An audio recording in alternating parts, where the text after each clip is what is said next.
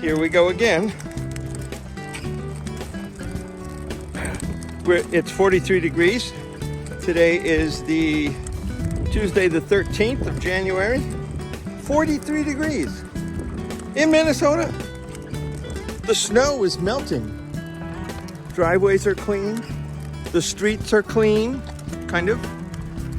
I mean, the edges have a lot of ice, but 43 degrees.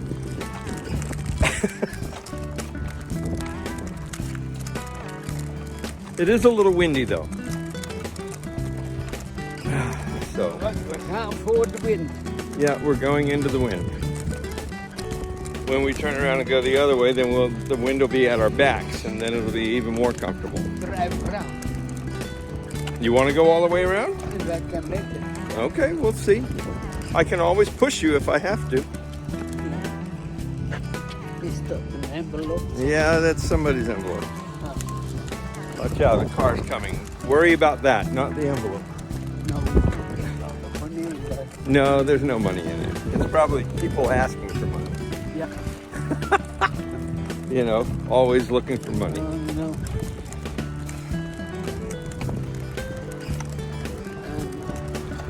One of the neighbors drive by. Oh, I don't know who that is. Oh, it must be a caregiver or something. Anyhow.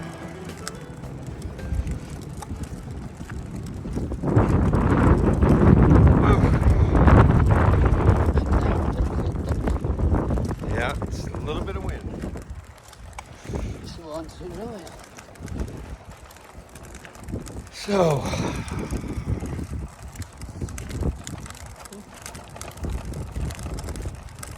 how are you feeling? I'm okay. You're okay? I'm not okay. I think I walk fast. You're walking fast? Yeah, okay. Just don't walk so fast that you lose control. No, right.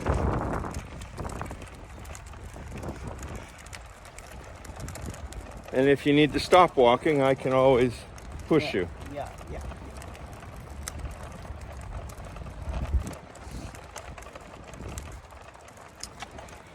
I like to walk around like that. Yeah, This I see it. ice It's there's a lot of it here and there.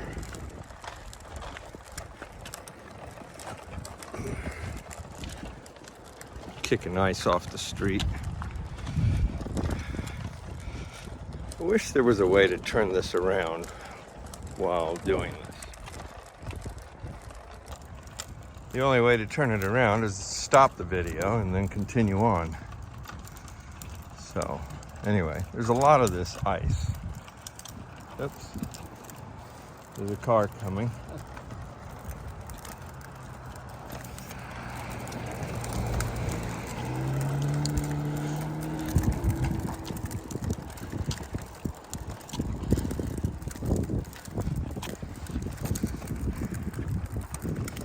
Winter Wonderland. I thought that was some basic. No, it's a leaf. He thought that leaf was a dead animal. The sky is beautiful, really.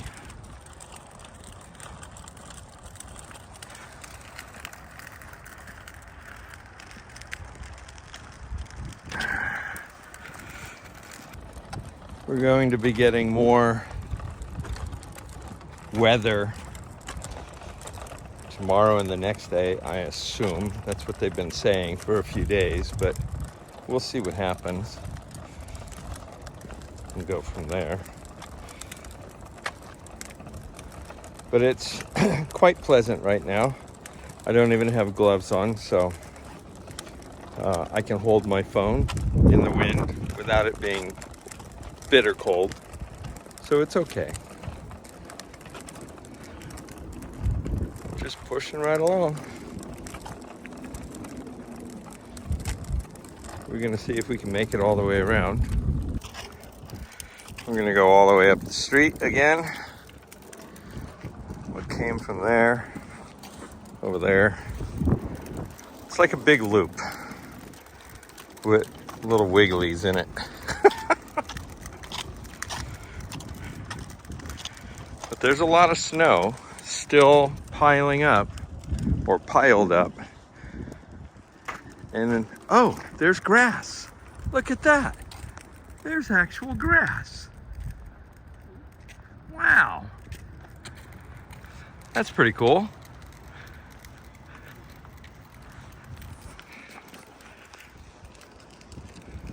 That's a rare thing to see nowadays. I wonder why their yard. Oh, there's some more way over there. Huh. Maybe it's just, oh, I don't know. Because this yard's piled up full of snow. Oh, there's a little bit right around those things.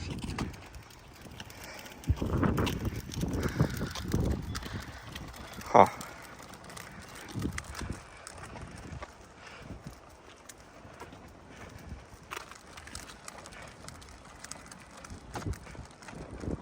So fast.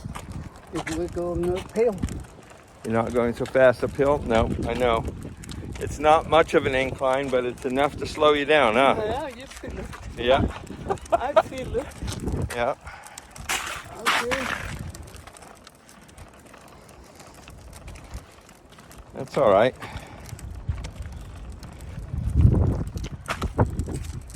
Hey, now that the court case is done, what do you think about that? Whatever is going to happen, I don't know. Yeah. At least the court make up their mind. Yeah, That's what I wanted. Yep, they finally finished it. Now we're just waiting to hear from the grandkids. If they want to. Yeah. If they know they can. Yeah, that's the hard thing to figure out. If you were to send them a message, what would you say? Hello? Hello, how are you? Yeah. Yeah.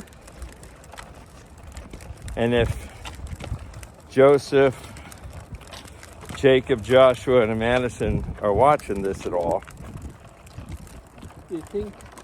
well, you never know. I would hope that they would try to reach out and come visit Opa, because he would love to see you. That was the biggest heartbreak out of all of it, was that Yes. that they separated themselves from the Yes. situation. No, but I think And I get it. On one hand, you don't want to get caught in the middle. You don't want to, no. and you're listening to people saying things that aren't true, et cetera, et cetera. But,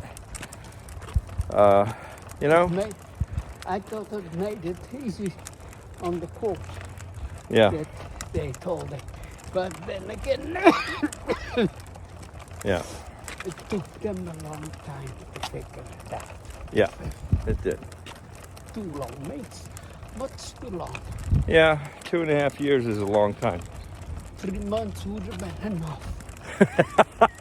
Yeah, they were still it took them a year to investigate everything and come to the conclusions that they came to. So, So Or more. fixing something. yeah, looks like he's installing something. Yeah. The big table. Yeah, he's got work going on. Ooh, a coping saw. Haven't seen anybody use a coping saw in years. That's pretty cool. Huh? I said there's a coping saw on the table there. Haven't seen anybody use a coping saw in years. Maybe they're doing some crown molding or so. They're coping it in. Doing it the old school way. Mm. One of the many old school ways, which is really cool. Anyway. Yeah, I wonder where Stan is at. He still has his couple of Christmas decorations up. That's not like Stan. No, He would normally tear stuff down pretty quick. this is enough. This is enough? Yeah. You made it all the way around, Dad. I know. I want to have to go to the pool. Yeah, we got to go through this ice dam right here. All right, I got your hand. or your arm. Be careful.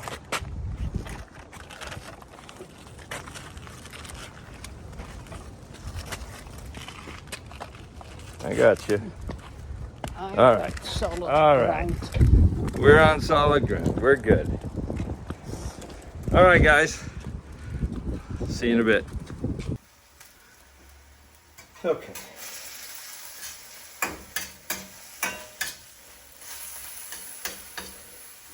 Something I haven't done in a really long time is make hamburger helper. So I'm actually going to make some hamburger helper. In fact, I froze this hamburger from about a year ago because meat is so darn expensive. But I'm trying to feed Dad, even though hamburger helper isn't the healthiest because, you know, it's got some processed stuff in it and stuff like that. It is certainly not the worst. It's not McDonald's. Anyway. Let me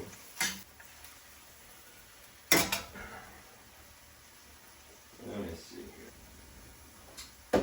Gosh darn it, I don't know that I have 2 cups of milk. Ah! Of course. I've got to drain this. Finish cooking this, drain it, turn off the fire, go get milk. Whoops. I'm going to turn that off.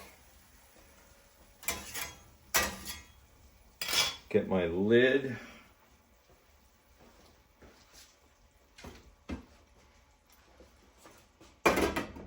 All right.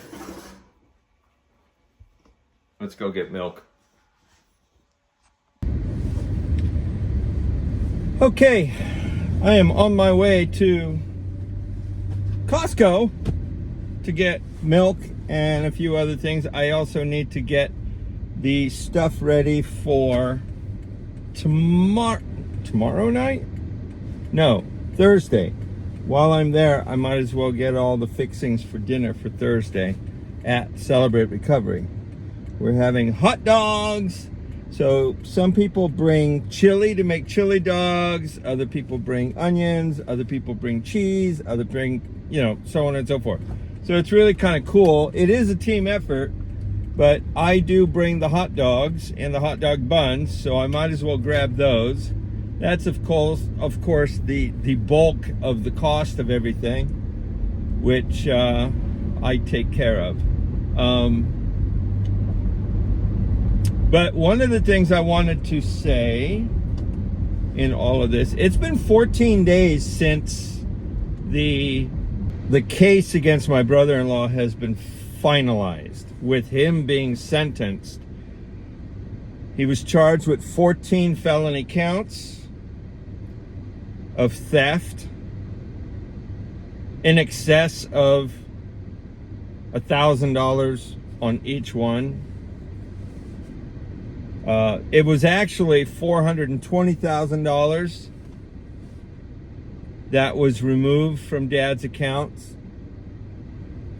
And he opened up 10 lines of credit using my dad's information. So he took all that money, spent, it's well in excess. I'm told, I didn't add it up. This is all stuff that the investigators have told us. It's in excess of $50,000 there, on top of the $420. That was an additional $50,000, in excess of $50,000. Those 10 lines of credit that he did, plus another $30,000 for the Porsche. 37,000 and something actually is what it boiled down to, because that is what was also taken out of Dad's account in order to cover the Porsche. And that's where it gets a little murky. Was that also included in the $420,000? Or from what I understand, according to the case notes, that is not included.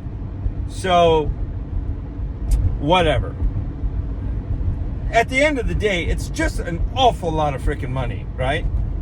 That shouldn't have been taken from Dad's accounts. So the original recommended charges were, elder abuse for financial gain. And then there was also charges like fraud. If he was going to fight it in trial, they were going to double down. And they were going to start charging every forged signature as a separate charge, which would have been 100 or more. And all felonies, mind you. And then they were also going to bring the IRS into it, as well as the Department of Commerce.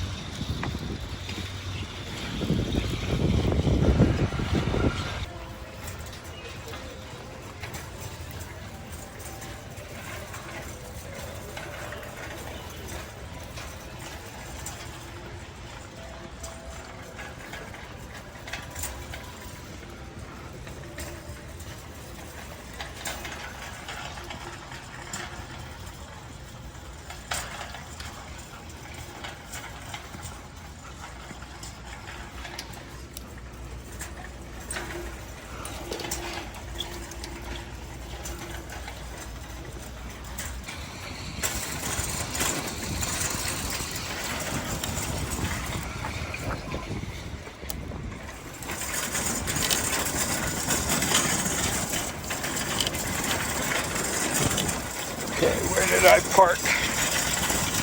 Oh, there I am.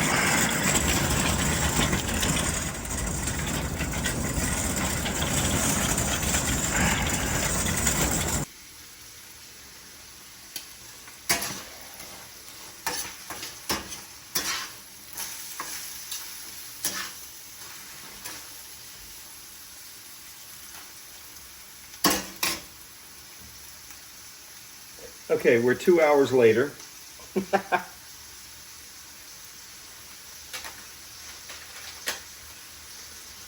Went to Costco, got the stuff, took a couple phone calls, made a call. Still have more calls to make, but I figured I'd get back to this.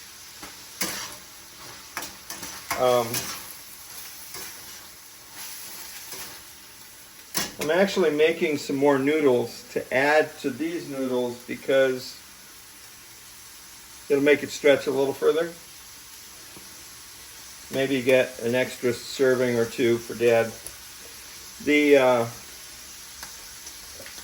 Hamburger Helper is not exactly the healthiest, but it's not the worst. I mean, there are worse things. The only thing is this is pretty high in sodium, but for the last 2.5 years, Dad has been doing a lot better on his sodium intake because, we've been really careful about that. And actually, he's even been low on sodium because for a while I was too militant about making sure that the sodium was low on his intake. So then what happens when people get low on sodium is you can actually have have symptoms of dementia because of too low a sodium. Like you can start seeing visions of things that aren't there or whatever. Your mind starts playing tricks on you. So we had to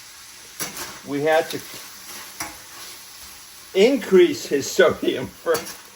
But he has not had any sodium related issues for a very long time, especially the edema. He's not struggled with the edema in a 2.5 years now.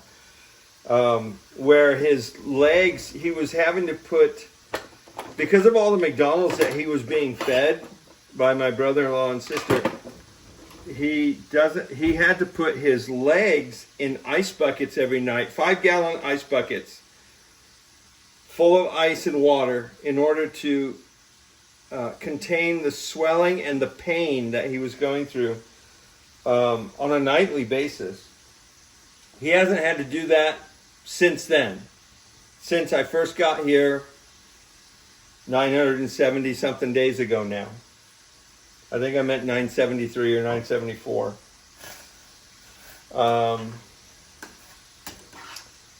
So that has been incredible news.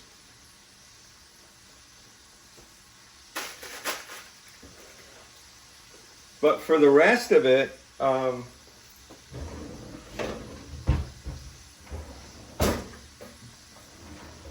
got to drain off the meat here.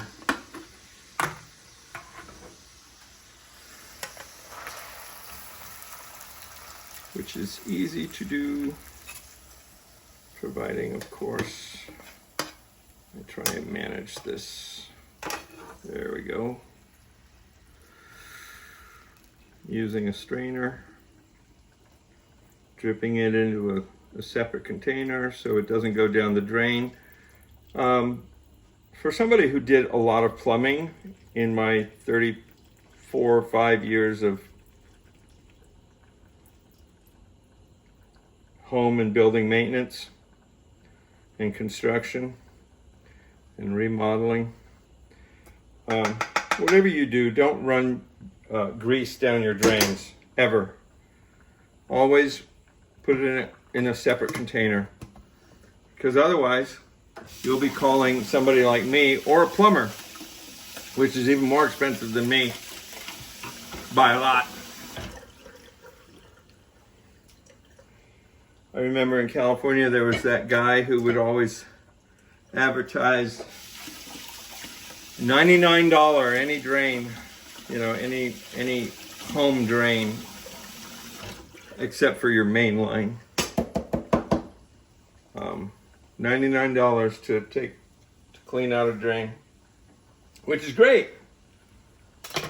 What they didn't tell you in the commercials was that was on top of their service call for $235, and that only covered 1 hour's worth of time. If it took 2, or you got one hour, like 61 minutes, you were then charged another $135 or whatever per hour. So $99 sounded great until you actually got the bill at the end of an hour and a half visit. And then there's that. So now, let's see, stir in hot water.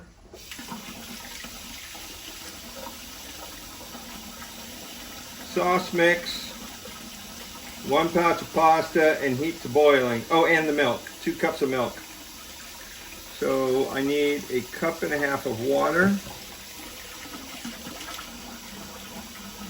After milk,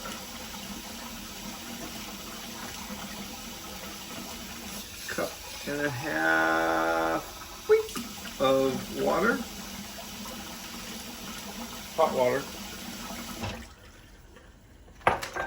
and then the pouch and the pasta.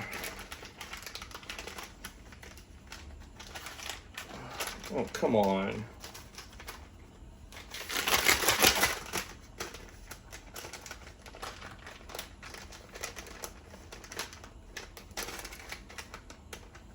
Really? Ugh.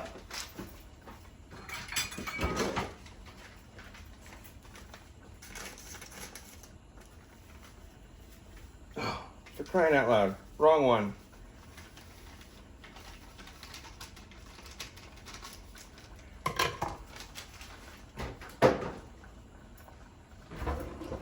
I gotta scoop this out of there. Got it. I didn't mix it or stir it yet, so it's there. Now I can drain this.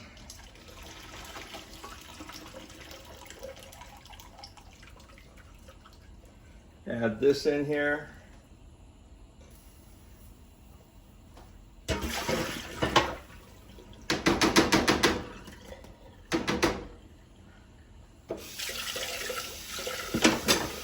And now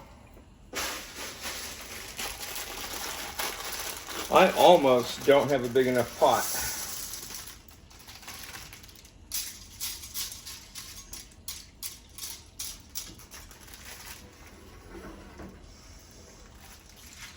We'll see how this turns out. I'll let you know when I get done with it.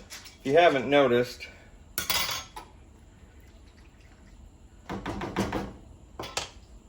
Dad is over here and he's playing a solitaire. And he's got the music turned all the way down. Normally the music is cranking and it drives you nuts. But he's enjoying his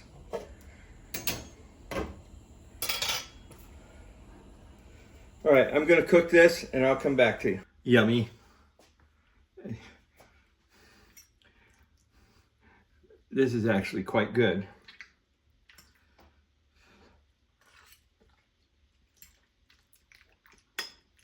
And with the extra pasta thrown in, it cuts down on the sodium level. Anyway, I'm going to move into the other room and we'll continue our talk. But this is really good. All right. So, to finish my story, which I started hours ago, because now we've had dinner. Dad's been in bed for 2.5 hours already. I've been taking some phone calls and making some phone calls and then trying to get stuff done. Trying to figure out what I need to do in the next day or two. Tomorrow, Dad has an appointment with the dermatologist. So there's a lot going on. Anyway, I've got a leadership meeting tomorrow night for Celebrate Recovery that I have to prepare for.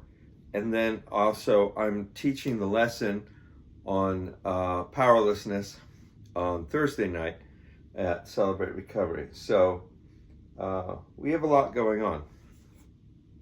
I have a lot going on. But what I really wanted to kind of recap, that I thought I would feel a lot better after the court case was finished. It's been, like I said, 14 days since that. December 30th is when that happened of 2025. So it's been, now we're in January 13th. So about 14 days.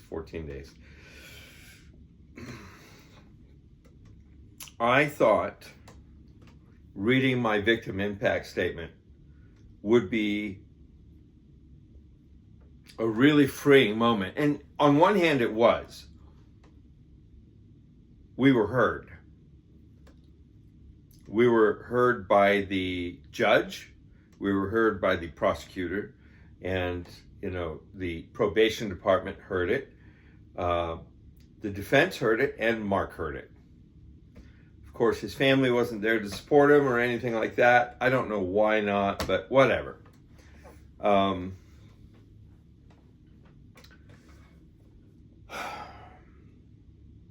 Courts are regularly thought of as neutral zones. When you go into court, even if you have a protective order against somebody, like obviously Mark had against us, but we could be in court together because it's considered a neutral zone. So my sister could have been there to support him because it's considered a neutral zone. You know, we didn't have restraining orders against the kids or anything like that, my niece or nephews, because, you know, they're the innocent victims in all of this. They were used as pawns in this Ponzi scheme. And it's not even a Ponzi scheme. It's just straight off fraud and theft and evil and greed. Anyway, so I thought that reading the victim impact statements, which I will share with you in a later podcast, I will read it out loud to you guys. because it is impactful. But I feel like it just ended up kind of anticlimactic. What I was hoping for was it would sway the judge to add some extra time to a sentence, or some extra, from 14 felonies to 1. I thought maybe she would add 2 or 3 more. I was hoping anyway. None of that happened. But she did say that of all the fraud cases, criminal fraud cases that come to her, it's rare that they actually end in an actual restitution especially of this amount. But then again, it's usually rare that they have somebody that stole this much money. We're talking $500,000. And they, mind you, they could only go back 4 years or 7 years. They went back 7 years to their statute of limitations that they could investigate. And they said from the day that they started, from as far back as they can go, that's when it was already ongoing. So it could have been going on for a year or 2 prior to that, which I have no doubt, because they've taken several European trips, or several, they did so many improvements on that house over there. Dad was always very, very, very extremely frugal with his money. So much so that, and I say this as a joke, but yet it's really true. He's so tight with his money, he can bend rebar in his butt cheeks, kind of thing, right? So, for instance, here's a perfect example. Dad had a pair of underwear that were perfectly good underwear, but the elastic had come loose and they weren't tight anymore. So we wanted to put new elastic in it. So we took another pair of underwear that he had that had holes in it that still had good elastic. He literally took the elastic out of that and sewed it into the other pair of underwear that had the elastic. I have that. I was going to use it as evidence in a trial against my brother-in-law if they were so stupid to go to trial.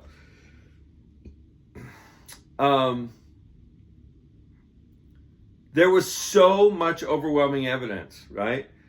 Dad is so frugal, he drove this little clapped out Jeep Liberty that had cancer growing on the fenders because of, we live in a salty area. And this a-hole 2 doors down took a mortgage out on Dad's house in order to pay for his Porsche, so he could drive around town looking like a big shot, right? While Dad's driving this little clapped out car. Stuff like that. I mean, it just angers us so much. Mark decided he needed a new roof. This house has got the original roof from 1998. Dad doesn't think it needs a new roof. It's not leaking.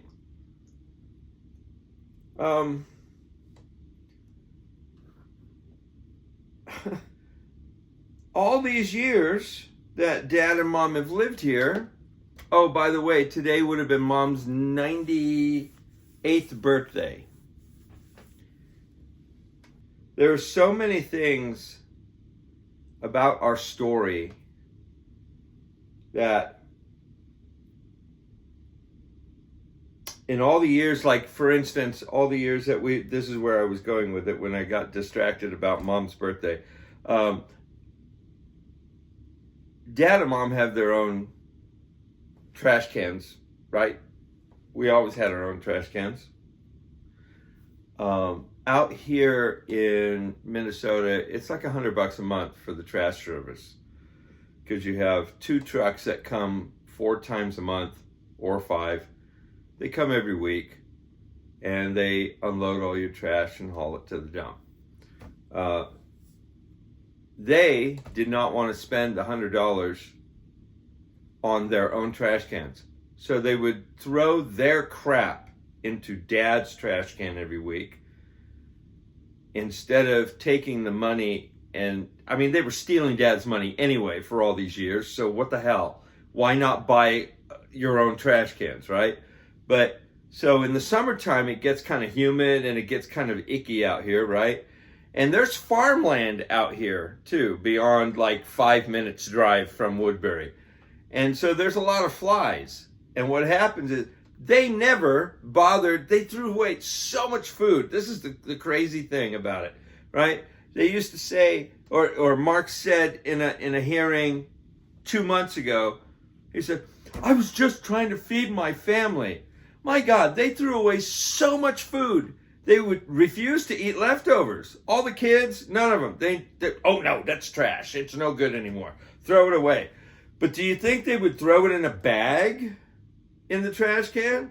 Or if they did have a bag, do you think they closed it and knotted it up so it wouldn't spill and get all over Dad's trash cans? No, they would just dump it open end out at facing the bottom, and all that swill would end up in the bottom of the trash cans.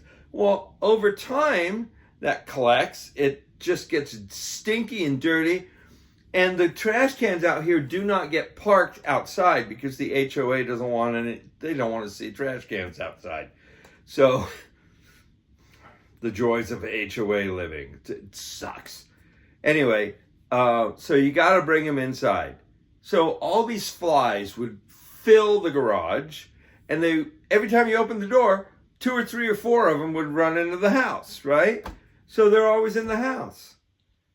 Well, as soon as this relationship got severed, right, because we found out what happened, of course, I cleaned out the trash cans, and we haven't had a fly problem ever since. For years, I would come and visit, and there was always flies in the house, and Mom and Dad were always chasing flies. We haven't had that problem for the last couple years now because we haven't had the trash can issue, because those guys would just didn't care, not one bit. They are so selfish. Just the greed and selfishness is just beyond my even comprehension. Anyway, so I thought that reading that victim impact statement and talking about a few of these things would make me feel better, and it just didn't. It just absolutely didn't.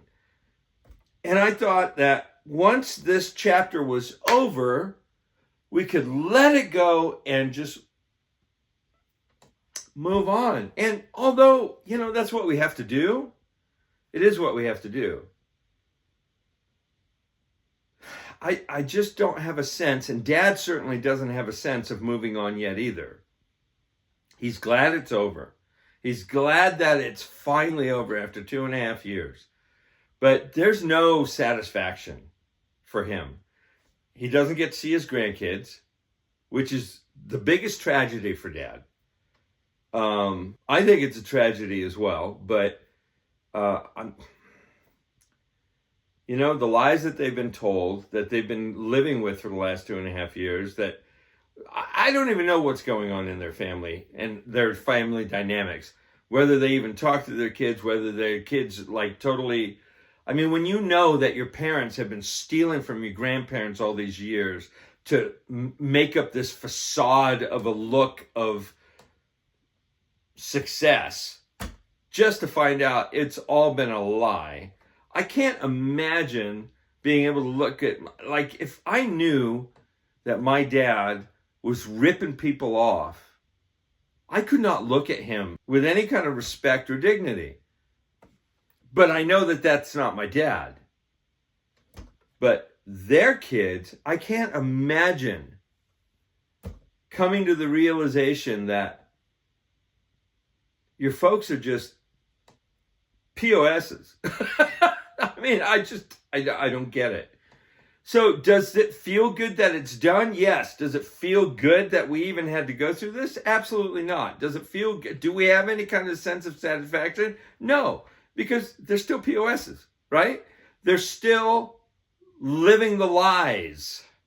They're still dragging on, they're trying to save face rather than seeking humility and repentance and asking God, how do we make this better? How can we fix this, Lord?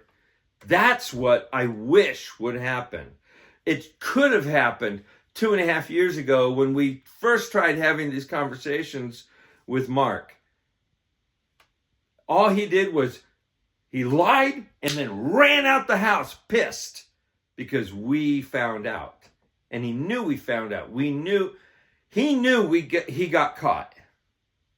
He just didn't think that how much we knew yet at the time. And we didn't even know everything at the time. When their house got raided, we still had no clue as to the severity and the depth of how all this went. We didn't know till almost a year later when the police came to us with all the reports. This is what we found in digging through all the financials and digging through all the various accounts, digging through all of this stuff. This is why they wanted to nail him to the wall, because he said that these deputies or these investigators have been doing this a really long time. Thank God, I know this video is probably going on way too long, but I have a lot to say. Anyway, I will get into more of the details. These investigators, man, they need the kudos like you wouldn't believe. Detective Lucas was just amazing. Everything they found. And if they had charged it the way the detectives had suggested, all the fraud counts, the elder abuse, the electronic fraud, identity theft, forgeries, taking out credit cards using identity theft, just all these. And then on top of that, there was interstate commerce charges that they had suggested because they had taken money from an account that was out of state, which is Dad's equity funds, to bring into this state. I mean, there was federal charges that they wanted to do. And they said that once we got a conviction here, there was going to be federal agencies that were going to be all over it as well. They were chomping at the bit to get to Mark and Maria, but mostly Mark, because he ran the whole thing. He took money from Dad and deposited it into like Madison's account, or he would deposit it into one of the other kids' account and leave it there for a little bit and then take it out again and use it for something else. It's just stunning how all of this went.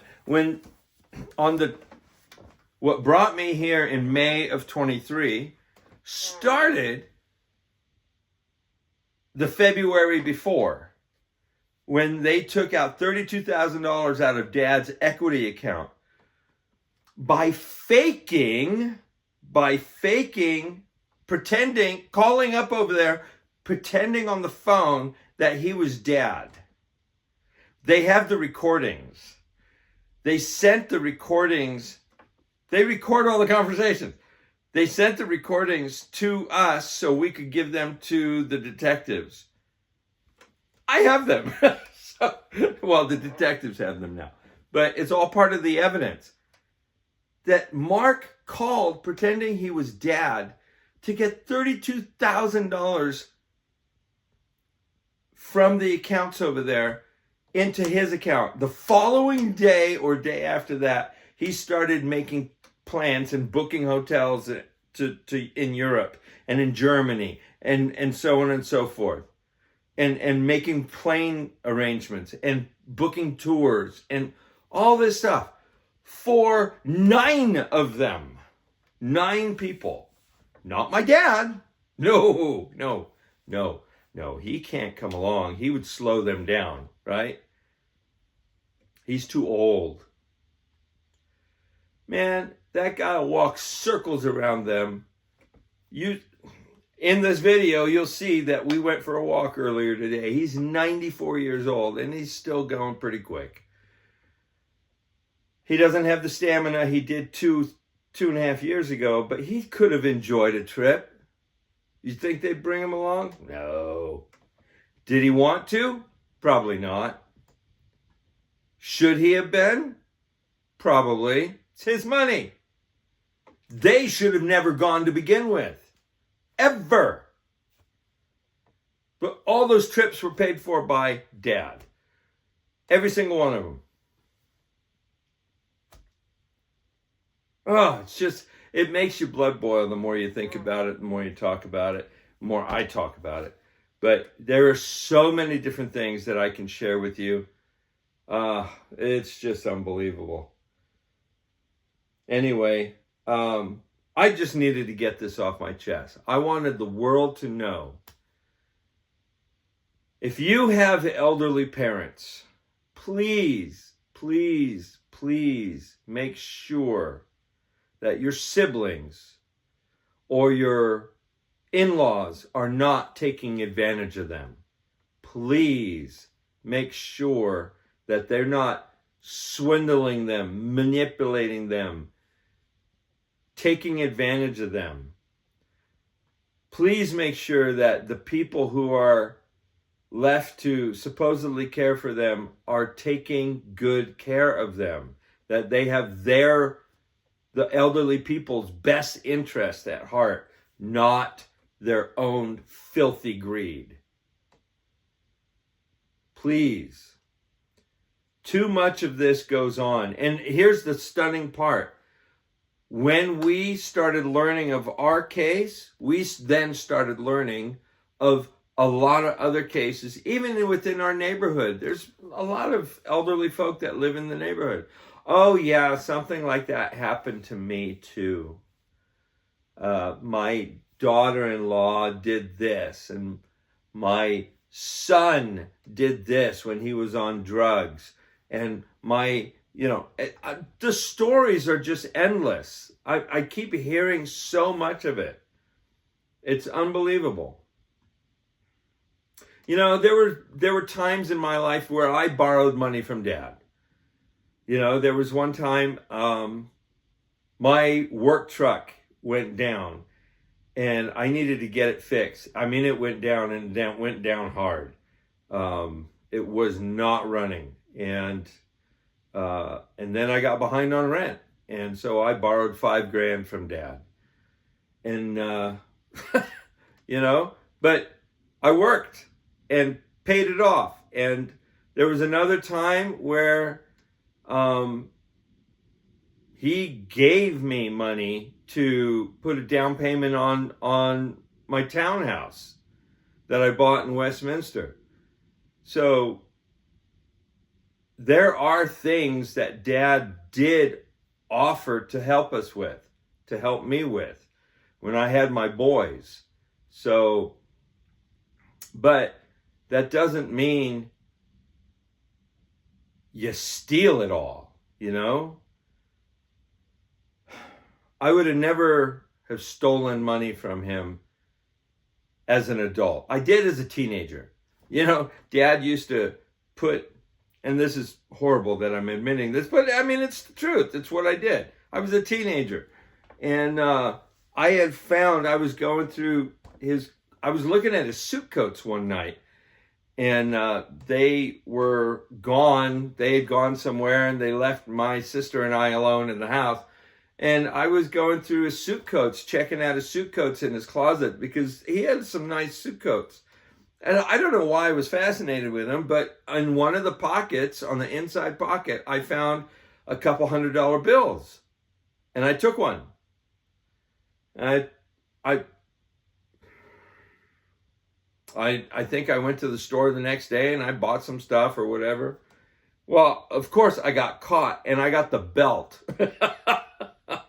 Boy, did I get the belt.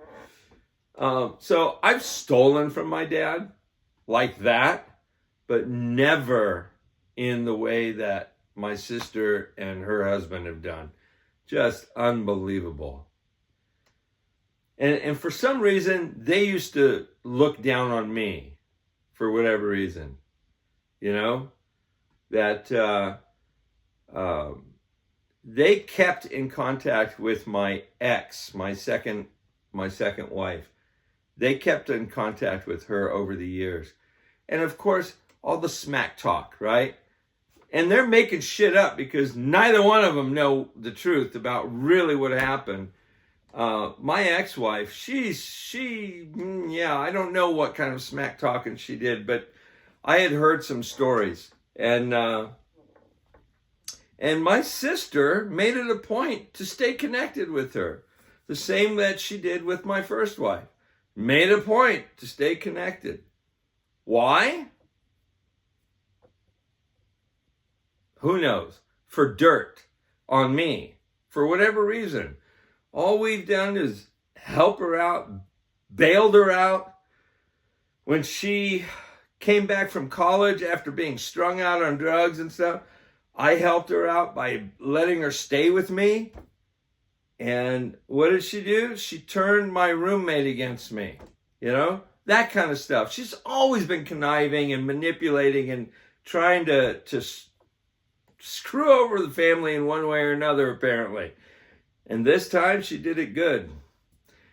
You know, there's a story in the Bible that talks about how there was a prodigal son. And I brought this up in my victim impact statement because this is something that God showed me 2.5 years ago.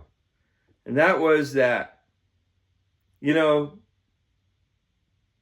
the kid in the Bible, he goes to his father and he basically says, I wish you were dead, because he goes and asks for his inheritance, right? Goes to the father, gets his inheritance. He's got 2 sons, and he wants his portion of the inheritance. He goes off and squanders it. Doesn't say how long it took him to squander it. Could have been months, could have even been years. But he went off and squandered it. And he came back after taking a job feeding the pigs and realizing that the servants of his father's house the hired hands were eating better than he was as a son. So he came back with a heart of repentance. A light came on and said, oh my gosh, I have screwed this up big time. And I need to try and go fix it. And I need to try and go and ask for my father's forgiveness. And maybe he'll take me back and just have me as a hired hand.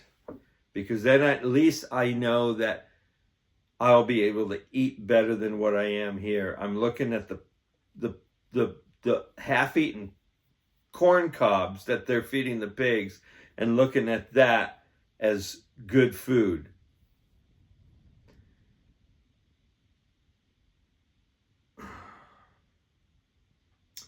But Mark and Maria, my sister and brother-in-law, were treating Dad like he was already dead.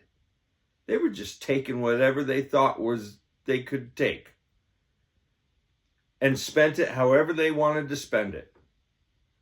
They bought their kids these computers. They bought themselves these luxury cars. They bought the kids luxury cars. Yeah, they had jobs. They worked for McDonald's. The whole clan of them worked for McDonald's. And even the district managers of McDonald's were questioning, how the hell can they all drive cars like that when they work for McDonald's? We know how much we pay them. There's no way they can afford that.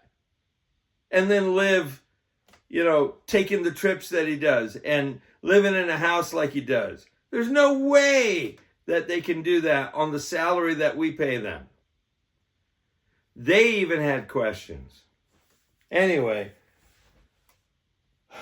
I am happy that I can now talk about this. I'm happy that I can now get this out into the open because it is something that needs to be shared. It is a story that needs to be heard because Dad is broke. And I'm not looking, initially I tried a GoFundMe page and I think I got $219 off of it. Because everybody was like, what the heck is going on, That man's broke. And I'm doing everything I can to try and keep this all afloat.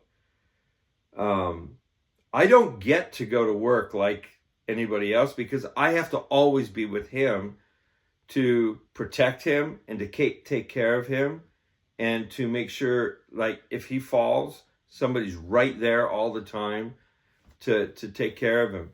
His insurance doesn't cover in-home care like that. And so I have to do it for free. So anytime I get a little job out here, most of the time I can't. I get offers to come do work. I can't do it because I can't leave him. I certainly can't bring him along to work with me. So that's just the way it is until the day he passes. And I pray that that's not soon, but you never know, He's 94. Could be any moment. But I've had to face that reality for the last 2.5 years. So, but we're making it. We're surviving. I do take on jobs. I work for the HOA here a little bit, not during the winter now, but I was doing an outdoor project where I was replacing all the mailboxes and all the lumber that goes with it and stuff like that. And I still have some more to do in the spring when it thaws out. But there are things that I can do.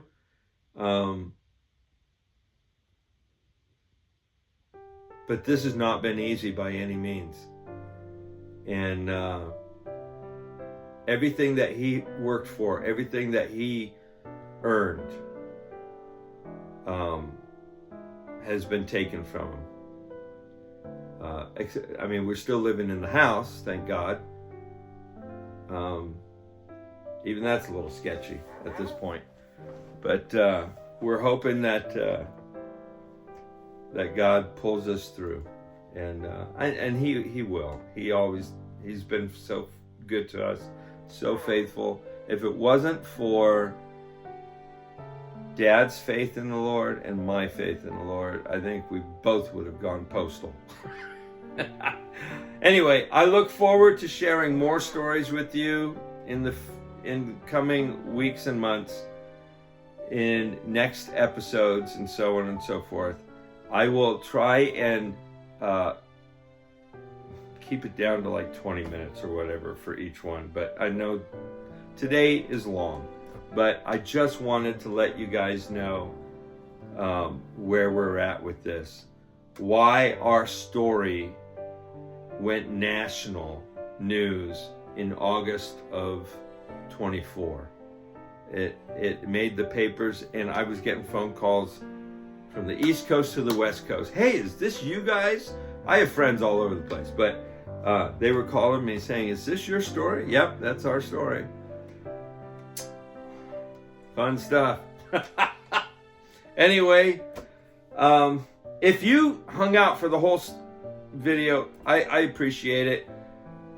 Please like, subscribe, hit the little thumbs up, whatever platform you're on, the little heart, who knows. And I look forward to sharing a lot more detail, and